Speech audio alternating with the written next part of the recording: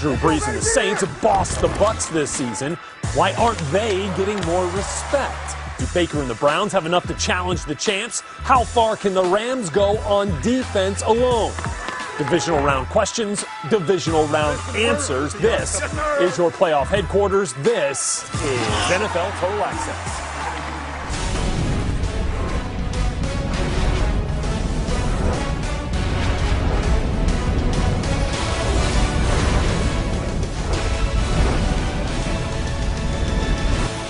Hello, everybody. Welcome to NFL Total Access. I'm Brett Lewis, and we are fired up that we are now 48 hours away from kicking off the divisional round of the playoffs. One that could begin with some snow up in Lambeau and will end with some fireworks down in the Superdome. The History Channel game, right, with Brady and Brees. And while this next duo doesn't have 85 combined years of life on this earth, like those two, Bucs linebacker Levante David and Saints DB Malcolm Jenkins do have 21 years of NFL experience, and they're both with us ahead of this big matchup. Add in another couple of decades of NFL knowledge when Scott Pioli, Andrew Hawkins, and the Hall of Famer Terrell Davis join the party here shortly. But we begin this edition of NFL Total Access with an NFL first-timer. Not Ian Rappaport, our NFL Network insider, but the guy he's here to talk about, Urban Meyer, set to finalize a deal to become the next head coach of the Jacksonville Jaguars. Ian, how did the Jags ultimately land here on Urban Meyer? After weeks of speculation, the Jacksonville Jaguars are on the verge of landing their top choice for a long time as their new head coach. Urban Meyer, I'm told, expected to be the next coach of the Jacksonville Jaguars, finalizing this deal that could be done tonight or could be done tomorrow morning. If it is done tomorrow morning, we'll see what official the Jacksonville Jaguars have as far as a press conference or introductory matters for Urban Meyer, but this does seem like it's happening. You're seeing the photos right here. He landed in Jacksonville, standing on an actual welcome mat from the Jacksonville Jaguars. So this thing is going to happen. And ever since the Jacksonville Jaguars officially fired Doug Marrone as their head coach, we have known that Urban Meyer was the target. And why would he not want the Jacksonville job? They have the #1 pick. They have a ton of other draft picks. They have patient owners. And they have a ton of salary cap space. A lot to like for Urban Meyer. And, you know, for the Jaguars, this is a coach who's been successful at every single level. He's coached at every single level of college that he has coached at, multiple national titles. He has wanted to try his hand in the NFL for a while. Now he is about to do it. Yeah, they rolled out not the shag carpet, but the jag carpet for Urban Meyer as he got off the... Anyway, let's move on here to what this means for another big opening in the Jacksonville franchise, which is general manager. So how does the hiring of Urban Meyer affect that process and ultimately personnel control in Jacksonville? Well, you're not going to hire someone like Urban Meyer without making sure that he has his hands on everything. So he is going to be heavily involved in not just personnel, not just picking his players, but picking the GM as well. And a couple names to keep an eye on. Of course, Trent Baalke, the top internal candidate. That would be one name to watch. Ray Farmer, who currently works for the Los Angeles Rams, formed a really close relationship with Urban Meyer when those two were in Ohio together with Farmer as the GM of the Browns. That would be another name to watch. And then Jerry Reese, two-time Super Bowl winner with the Giants, another name to watch. Nothing firm as far as which choice it is going to be, but Urban Meyer is going to have his hands on everything and will be very, let's say, heavy-handed in making sure this organization looks exactly like he wants to. Much more on the state of affairs now in Jacksonville as the team is set to make Urban Meyer their next head coach, coming up a bit later in the show. Ian, thanks very much. Appreciate that. As we take a look now at what Jacksonville has been like over the course of the last decade. One win in 2020 gives them 44 total the last 10 seasons. That's the fewest in the league. Jags have started 3 different quarterbacks this season. They combined for the 3rd worst passer rating in the league, but an opportunity to fix that, as Ian mentioned, with the #1 overall pick in this year's draft, which we will follow closely on the Move the Sticks podcast, where DJ and Bucky have had extensive conversations with Urban Meyer on the culture of winning. Culture to me, I know there's many definitions. Culture to me is what does your product or what does your team, what does your organization look like, what does it feel like, and what does it act like? And not necessarily when you're winning by 40 points against FAU. It's what's it look like in a rivalry game? What's it look like and feel like and act like on 4th down and 2, or in the stock market turns upside down? You know, and culture is, it's got to be the vision, of the CEO or the head coach, and you can't waver on your culture. And to achieve that culture, Urban Meyer cites three things: relentless effort, competitive excellence, and power of the unit. For more on what those mean to him, go to check out NFL.com/MTS video. See that full interview DJ and Bucky did with Urban Meyer. Back here now with Andrew Hawkins and Scott Pioli as promised here. So Scott, let's look past the hot take for a second, if you will. I know that's going to make Hawk disappointed, but let's look past it for a second. Not if he's going to win, but how. How will it work with Urban Meyer in Jacksonville? Rhett, it starts with just the simple fact that he is an excellent football coach and he's a tremendous leader. So those things are going to lead him to a place where he's going to get players' attention. The other important thing is the fact he knows exactly what kind of players he's looking for in terms of their personal makeup that is going to fit his personality, but he also knows what to look for in terms of matching his scheme. Again, major college football programs that sustain winning, like Urban's program did, have a process. They have a plan and they know exactly what they're going to do. And back in 2013, after I had been fired by the Chiefs, I spent about a week up at Ohio State in Columbus. I stayed with the Vrabels because Vrabel was coaching the defensive line, and I spent about 4 or 5 days every day with Urban, and I saw how he ran that program. I saw how he taught. I saw how he coached. I saw how he motivated, and he is just, again, a tremendous leader of very good talent. So I really think there's a lot of reasons that this can work out very, very well for Urban Meyer and the Jacksonville Jaguars. I mean, you're going to hear it over the course of the next few weeks. He's won everywhere. One of just 3 coaches in college football that have won national championships at more than one school. But Hawk, if it doesn't work, we have to assess that possibility as well, right? So what will the biggest challenge for Urban Meyer as he's making his foray now into the NFL coaching world?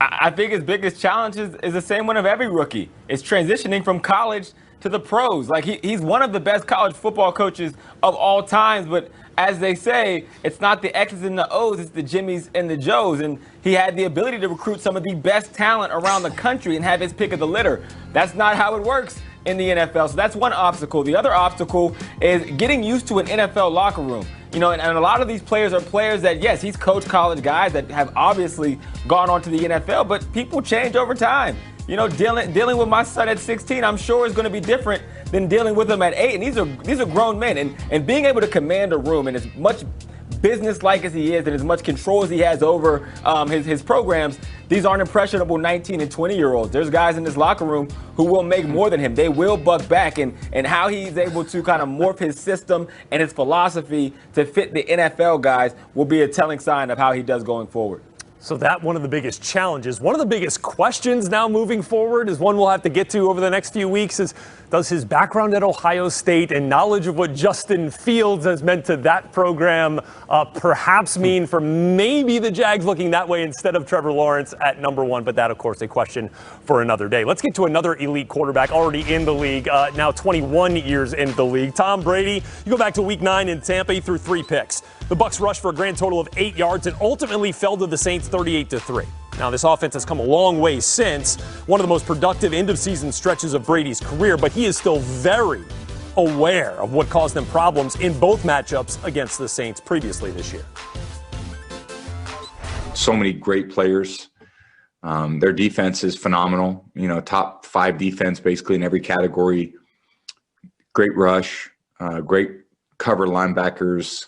They blitz well. A lot of continuity in the secondary. A lot of ball hawks in the secondary. They've been one of the top teams in the league for a long time, and they've had some tough playoff losses, that are real fluke plays. But other than that, there's not a lot of bad about this team. They're pretty spectacular.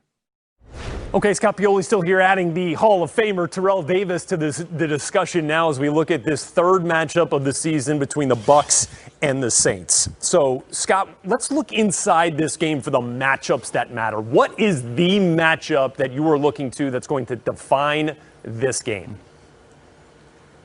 To me, it's the matchup between rookie offensive tackle Tristan Wirfs and defensive end Cam Jordan of the New Orleans Saints. Wirfs was one of the top tackles picked this year. He was my favorite tackle coming into the draft. And he has come in and helped them become the 4th best team in terms of letting up sacks. Tristan Wirfs has been a very good player. Now, in the 2 matchups so far this year against the Saints, he had some matchups against Cam Jordan, and Cam Jordan really didn't have that much production. But Wirfs has had some help. They've used a tight end to help him to get things wider, in terms of Jordan's pass rush, but he has done a good job when he has had to. Again, this past week, Wirfs had some pressure on him because everyone was talking about the Washington pass rush, and he really held his own against both Montez Sweat and Ryan Kerrigan. But this is a different, savvy veteran in Cam Jordan, and he knows how to play in big games, and I really think this is going to be a key matchup today.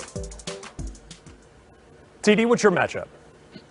Yeah, for me, my matchup is going to be Mike Evans and Marshawn Latimer, or whoever is going to cover Mike Evans. And the reason I say that is because if the Bucs are going to win this game, they're going to have to do it by air and score a lot of points. And their best wide receiver is Mike Evans. And when he's out there balling and playing, he's difficult to deal with. And so that matchup that Mike Evans is going to have a big day in this game for the Bucs to win. Now, if you're Dennis Allen, last time they played, he switched Marshawn Latimer on and off Mike Evans. Sometimes he put Gardner Johnson on Mike Evans. Mike Evans moved to the slot and really has some success. But when he's out there and Marshawn Latimer's guarding him, Marshawn has done a really good job. But it's going to be based on how Mike Evans can play in this game, and that matchup of whoever's going to be out there, to me, it's going to be the one to watch. And I'll tell you what, we have the great pleasure today of asking Malcolm Jenkins about those matchups here with this fantastic trio of wideouts with the Bucs and all the targets that Tom Brady has and how the Saints are playing to defend him. That conversation coming up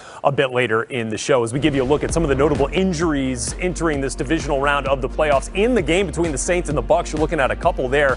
Ronald Jones did not play last week for the Bucs in their win over Washington. Leonard Fournette filled in admirably without him, but they'd love to have that backfield tandem going. Elsewhere, with the first game of divisional round weekend here, Cooper Kupp still dealing with that knee injury. We'll follow that along with Aaron Donald's progress as well for the Rams against the Packers.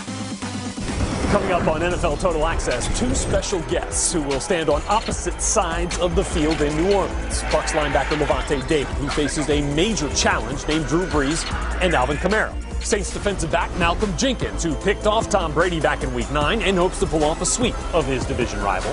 Plus, how to beat the Ravens, how to beat the Bills, and how to tell if the Packers are beating the Rams. No need to look at the scoreboard.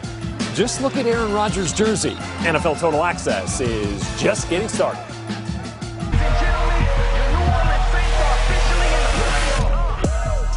Nation ready to do this. We riding with Drew Brees and you know this. The only thing left is to prove this. Taysom Hill held it down when Drew was out. Now it's time to get back to it. A few things that you should know. New Orleans, who we do it for. Second thing is win comes for L's as far as losing go. It's about now. I couldn't tell you how the future go, but Sean Payton got his eyes on his second Super Bowl. And Alvin Kamara is unreal. 6 touchdowns on Christmas Day. That's how you feel. The defense getting it done this year, and why? Cause the D-line's letting Cam Jordan steer the drive.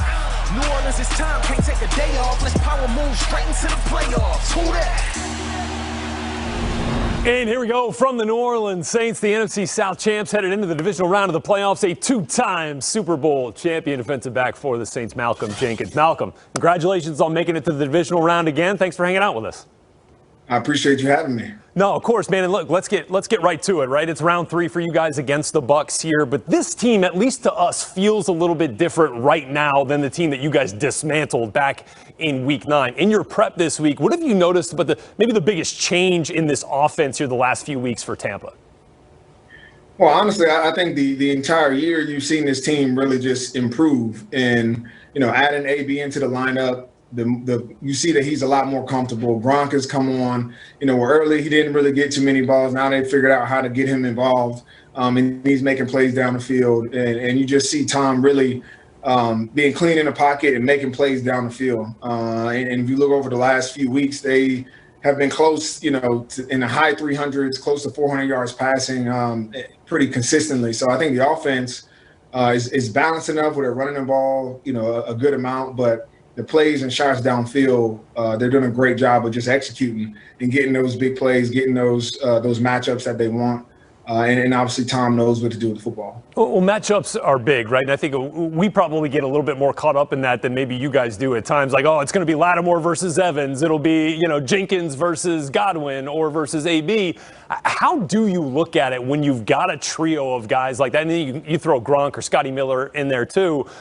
When you've got so many different things that you have to defend in a game like this. Yeah, I mean, it does become about matchups, right? And because there's too many guys on the field that can win for them to double team everybody.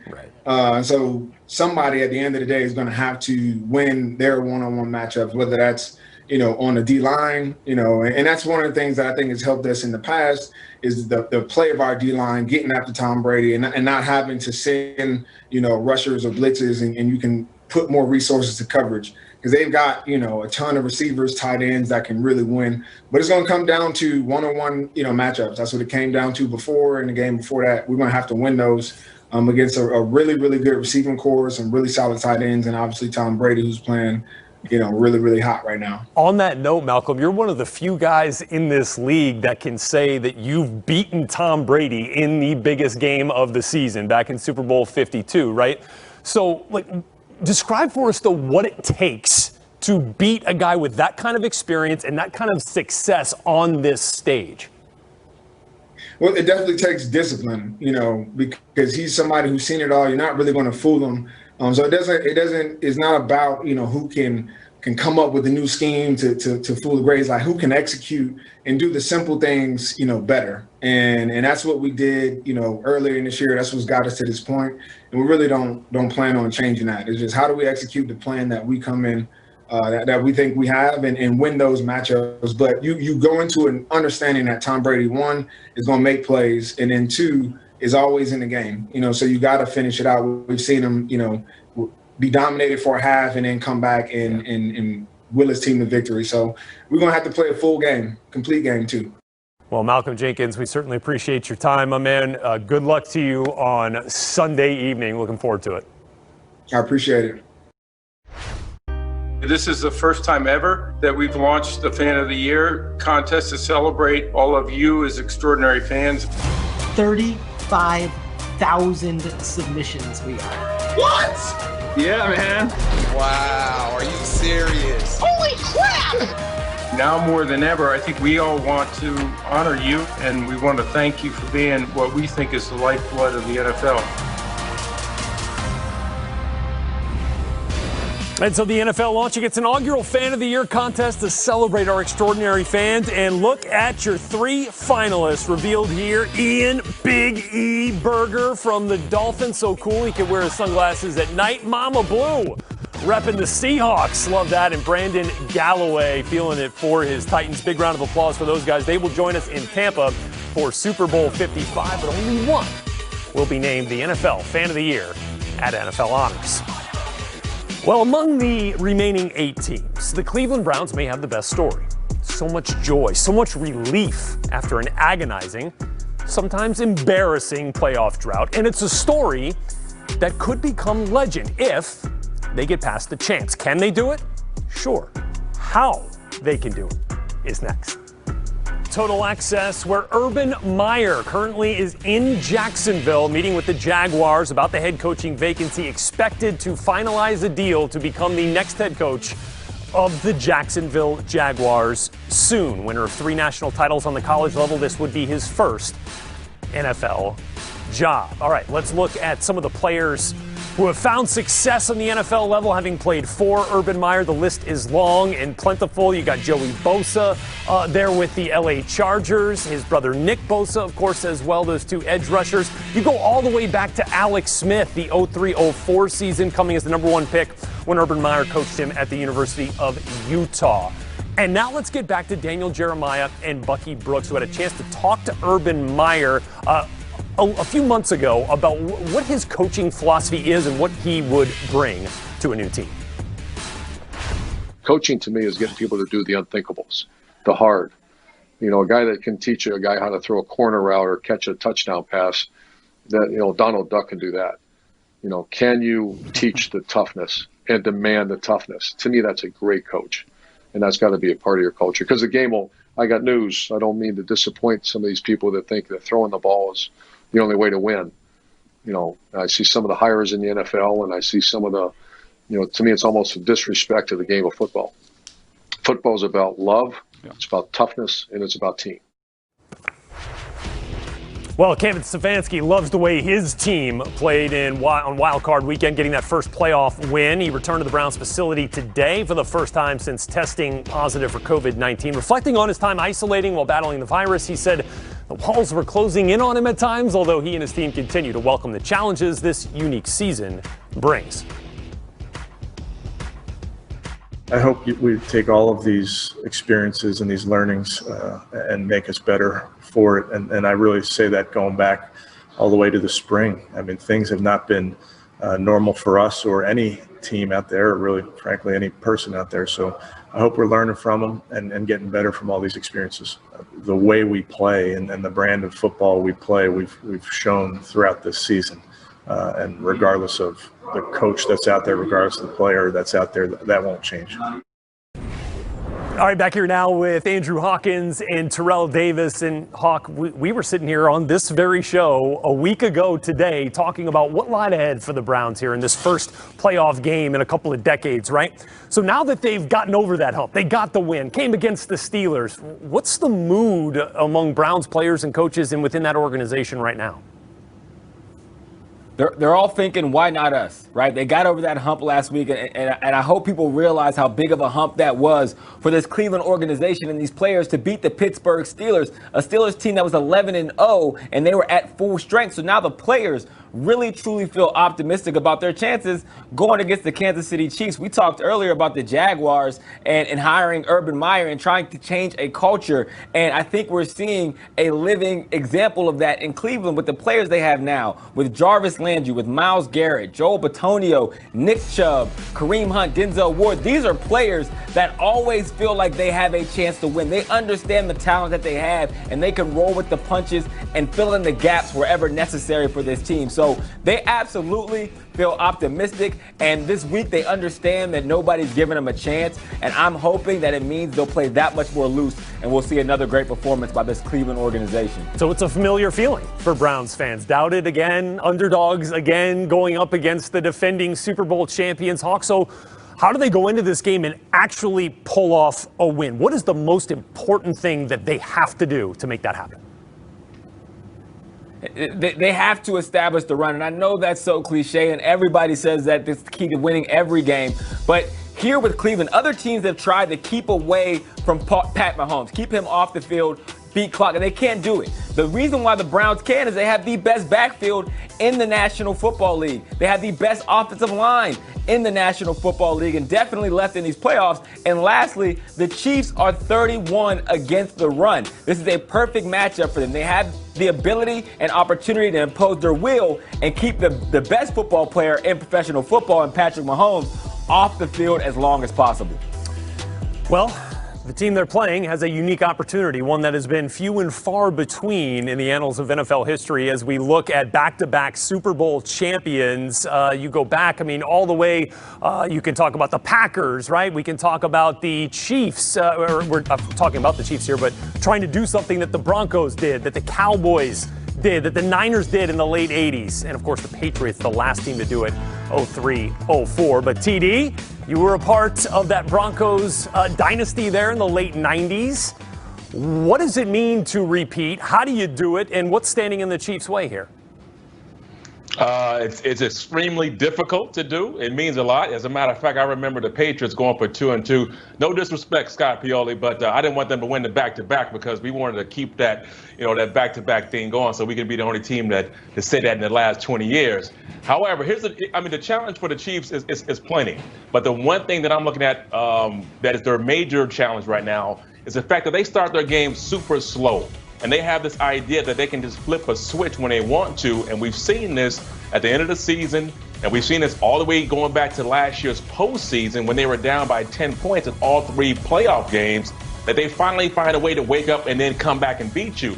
I just think that if they play the Browns and they think they can flip a switch against this team, there's going to be a day that their light bill is not paid. And that switch won't come on and when they try to flip it.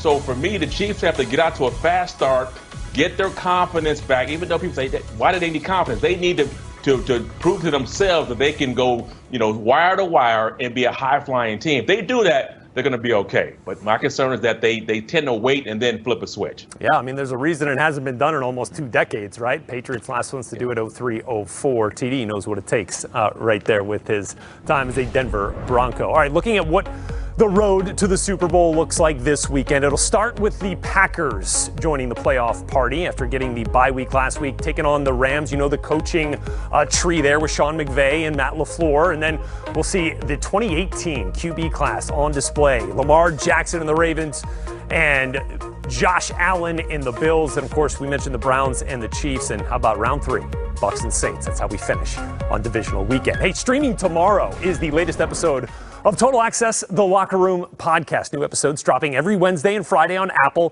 Spotify, and all your favorite places to find podcasts. In the latest episode, Brian Billick and D'Angelo Hall talk about adapting the constant changes in the not-for-long league.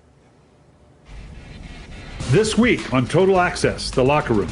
As a player, you see good players, maybe for legitimate reasons, go out the door. How does that affect you that you're still here? And yet I say, hey, that's a good player, can help us win, and he's no longer here. What are we doing here? It was times that I was considered a number 1 corner, and I was still going in there advocating for another number 1 corner. Why? Because it's going to make my job easy. I don't have to follow a guy. Like, I wanted so much competition. I wanted better receivers. I wanted pass rushers. And as I got older, I kind of didn't mind taking a little bit less to ultimately reach that goal. This is Total Access, the Locker Room. Scan the QR code on the screen now for the latest episode. You can hear new episodes every Wednesday and Friday on Apple, Spotify, or your favorite podcast provider.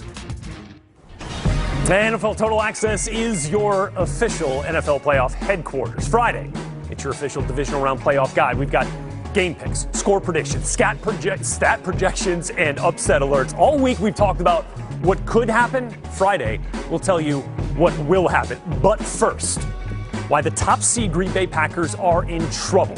More to the point, why the leading MVP candidate Aaron Rodgers is in trouble and what he better do about it. That's next on NFL Total Access. Accept the challenge. We got to score every time. Let's go, boys. Let's go win it. Let's go win it. I don't care what's happened up to this point. Let's go win it right now. Come on. Love you, baby. Love you, bro. You're the best, no doubt. I got you. Keep playing for me all day, okay? I got you. I dreamed I was catching passes from you last night. Uh-oh. I know. I don't know what that means. It's going to be a good day, man. Baby! Let's go! Let's go! Ooh, we got a free Please! Nice shot, boys. Way to hang in there. All day, just like that. Tonight's the night. Man, we put it in. Every one of you, man. Yeah! Let's go! Let's go, D. Will! Sack lunch. Right here. Sack lunch. Num, num, num, num, num, num. Oh! My fault. Yeah! Yes, and 400. Come on, come on, come on, come on. Come on. Come on.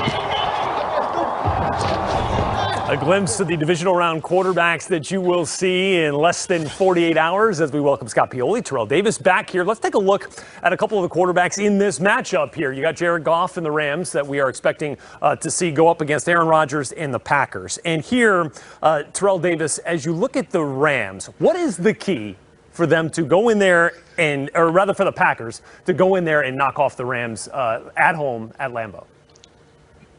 Well, for me, the key is that the Packers' offensive line, and minus David Bakhtiari, their Pro Bowl left tackle, is not there. They're going to have to keep the Rams' defense at bay and keep Aaron Rodgers clean in the pocket. That is a tall task to do with a defense that has 53 sacks. They've got 4 guys on their team with 5+ sacks. They're relentless when you watch them on film, and it's all led by Aaron Donald. So for me, if the Packers can somehow keep Aaron Rodgers clean and let him get out the pocket and make some plays like that, they have a chance. But if they don't, this could be a very long day, like the game you showed right there where they played the Bucs, where the Bucs defense got off Aaron Rodgers. They got to find a way to have answers for that defense.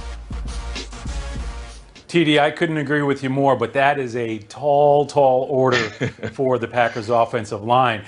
And, you know, everyone knows about Aaron Donald and what a great defensive lineman he is, probably, arguably, or undoubtedly the best in the National Football League. What Brandon Staley, the defense coordinator, does a great job of is moving Aaron Donald around to different spots on the defensive line. He's got a lot of defensive linemen in terms of Brockers, Fox, Joseph Day, and oh, by the way, in sub situations, they've got Leonard Floyd. What he does is he moves those players around once he feels and senses in-game mismatches.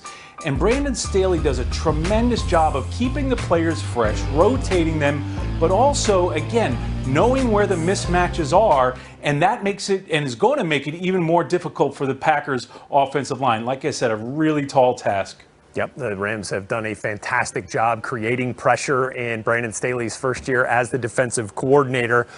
Pressure's on, I guess, as we look at our next matchup here for the 2018 QB class to show up on divisional weekend here on Saturday night. You got Josh Allen and Lamar Jackson, both first-round quarterbacks that year, and we'll see them going head-to-head here. And TD, what do you feel like the key is for this Bills team to get past the Ravens? Well, the key for me are the Bills linebackers, and that's Matt Milano and Tremaine Edmonds. They have got to be superstars. And what I mean by that, they've got to play out of their minds because their assignment is going to be difficult. You know, when you're going up against the Ravens as a linebacker, there is a lot of things going on, a lot of confusion. They try to put you in very difficult situations where your eyes are probably deceiving you. And I think the most important thing is once Lamar Jackson breaks the pocket, which he will, you've got to be able to go up there and make tackles one-on-one in open space and be able to limit his damage as he starts to run. So if they can do that with those linebackers, their assignment is going to be a lot to handle. But if they can come out of this game with short tackles and making sure that they limit the explosive plays, then the Bills would have a good chance of winning this game.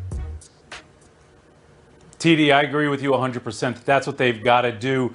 But I'm not sure they're going to be able to do it. I don't know how you slow Lamar Jackson down. Again, his incredible and dynamic speed is really it's a mismatch for everyone, but against the Bills backers and some of their players, I think this speed is going to kill. One of the things that we saw last week that happened with Lamar Jackson was not only his athletic skills, but he got confidence last week. And a confident Lamar Jackson, you know, combined with these skills is going to be a real problem. Again, he's the most dynamic player in the league right now, the most dynamic quarterback. So I think this is, again, another very tall order for the Buffalo Bills defense. Yep, no question. I mean, that that 48-yard touchdown run was an absolute game changer against the Tennessee Titans. Guys, thanks very much. We got to get to some breaking news here on NFL Total Access. Bring in our NFL Network insider, Ian Rappaport. Ian, we've been talking about it all day. Do the Jaguars officially have a new head coach? Urban Meyer, now the official new head coach of the Jacksonville Jaguars, just coming down in the last couple seconds. This courtship, which has lasted several weeks, included the firing of Doug Marrone, is now over and final. Urban Meyer, officially the head coach of the Jacksonville Jaguars, just got a statement from owner Shad Khan calling this a great day for Jacksonville and Jaguars fans everywhere. He said Urban Meyer is who we want and need, a leader, winner, and champion who demands excellence and produces results. As Khan continued in this statement, while Urban already enjoys a legacy in the game of football, few will ever match college football, obviously. His passion for the opportunity in front of him here in Jacksonville is powerful and unmistakable. Owner Shad Khan finishes his statement, I am proud to name Urban Meyer the new head coach of the Jacksonville Jaguars, agreeing to terms a couple minutes ago on a multi-year deal. Urban Meyer back in the state of Florida and now finally in the NFL. 90 miles away from Gainesville, where he won a pair of national championships leading the Florida Gators, and then a few years later would win one in Columbus as the head coach of the Ohio State Buckeyes. What do you get the sense is on the priority list here for Urban Meyer now that this deal is officially done, Ian? Well, there's still so much to do as far as Urban Meyer just settling into Jacksonville. I know we have staff questions. Who's going to be his offensive coordinator? Who's going to be his defensive coordinator? I was told to look to college football for a lot of his hires, which would make sense. That's where Urban Meyer has made his name. That's where he's lived for the last several decades. So we will see on where he finishes out his staff and how he fills it. And, of course, the Jacksonville Jaguars still need a general manager.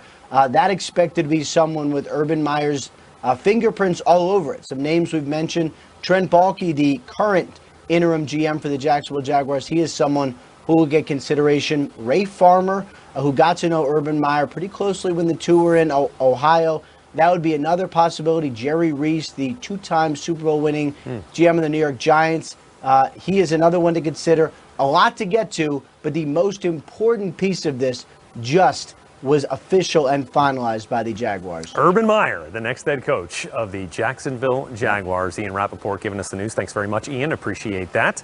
And as we continue to assess what this means for the Jaguars and for the AFC South in general, as the Jaguars have their new head coach, let's bring in Andrew Hawkins and Scott Pioli. Guys, we talked about this a little bit already, but Scott, just your initial reaction of this courtship and why the Jaguars felt like Urban Meyer was the right guy. Yeah, I'm excited for Jacksonville because they've got one heck of a good football coach. And as we heard earlier, Urban is the CEO. He knows how to be a CEO. He knows not only how to coach, which is important, but he is a tremendous leader of his assistant coaches and the total program. Urban has a system, he has a process. He's going to bring that to Jacksonville, but I also think he's going to be smart enough to bring some NFL people around him that can help him fill in some of those gaps. But the bottom line is the Jacksonville Jaguars have a tremendous football coach who not only knows scheme, he knows how to lead, and he knows players. So this is a very, very good day, I believe, for the Jacksonville Jaguars. Yeah, and I think him getting those NFL coaches around him and people with that experience will be super important because it is going to be a little bit of a different beast, not just from going from college to the NFL, but also trying to change the culture of a place that is used to losing. Trust me, I played for the Browns. I've been in that. I've seen how hard it is, and we had new coach after new coach come in and preach toughness. And what would happen is the veteran players would be like, toughness, wow, we never thought of that. Everybody says that when they come in the door. So being nuanced, making sure you're starting from the ground up, getting the GM, getting the coaches around you, making the right decision at quarterback will be pivotal for what this looks like a couple years down the line for the Jacksonville Jaguars. Guys, I want to bring Ian Rappaport back in here real quick. Ian, what more do you have to add here as Urban Meyer now becomes official as the head coach in Jacksonville? Yeah, and first of all, this wait, which we've had for Urban Meyer, really has lasted several weeks. I mean, we've known that he was the top target for the Jacksonville Jaguars really since before they fired Doug Marrone. No real surprise there. There were several key candidates who also interviewed for the Jaguars who now know that they are not getting this job, considered to be one of the top jobs on the market. Robert Saleh, for instance, interviewed for the Jacksonville Jaguars. Obviously not getting this one now. He has a second interview with the Los Angeles Chargers. That's going to be tomorrow. Eric Bieniemy, another name interviewed for several openings. Raheem Morris, another name interviewed for several openings as well. So the Jaguars is now done. You begin the dominoes of trying to figure out who is going to be the next head coach elsewhere. One thing we know, we already know the Jaguars head coach. He landed at 3 or 4 p.m. today and just finalized a deal a couple minutes ago. The first hire of this coaching cycle now official. The Jacksonville Jaguars have Urban Meyer, still 6 head coaching openings out there in the NFL. All right, after the break here on NFL Total Access, we are going to continue our coverage of the Jaguars making Urban Meyer their new head coach. Of course, been wildly successful on the college level. What will it look like in his first season as an NFL coach? That's next when we come back here on NFL Total Access. And not necessarily when you're winning by 40 points against FAU. It's what's it look like in a rivalry game? What's it look like and feel like and act like on 4th down and 2, or in the stock market turns upside down? And culture it's got to be the vision of the CEO or the head coach, and you can't waver on your culture. That from a past conversation with Daniel Jeremiah, Bucky Brooks, and the new head coach of the Jacksonville Jaguars, now Urban Meyer, talking about the culture it takes to win consistently. He's done it everywhere he's been and now charged with that task in leading the Jacksonville Jaguars to prominence. And with that, let's welcome in our former NFL scout, Bucky Brooks. He was just there on the Move the Sticks podcast and, of course, has had a chance to talk to Urban Meyer a number of occasions over the course of the last few years. Bucky, what was your reaction to Urban finally making this leap into the NFL as the next head coach of the Jaguars? I think Urban Meyer is the right coach for the Jaguars where the program is. I think the Jaguars needed a program builder more than they needed a play caller, meaning they needed someone that could reestablish and set the culture in the building from top all the way down. Create a vision for how this franchise needs to operate, create a set of standards for the kind of players that they want to bring into the building, and then create a vision for how this team is going to play out, not only to win the AFC South, but to eventually be a contender in the AFC. And so when you look at Urban Meyer's track record and the success that he has had with and without resources, being able to go to Florida, Ohio State, have success at Bowling Green and Utah, I think he certainly has a tried and true formula that works for success. I think now it's about adjusting to the NFL game and getting this team to buy into that vision. Well, that's exactly what I want to talk to you about, because in that conversation that you guys had with Urban last year, he was talking about his plan for instilling that culture in Jacksonville. He talked about kind of a three-point process, right? It was a relentless effort, it was competitive excellence, and then the power of the unit. You played in the league. How do those tenets play inside an NFL locker room coming from the head coach? Oh, I think it plays very, very well. I know a lot of people will talk about, coaches can't come in and do that college rah-rah thing. But when you hear the most successful teams, they talk about operating as a family. They talk about competing every day as if it's your last, every play as if it's your last play. And then they really try and get everyone to play as hard as you can for as long as you can, because that's what the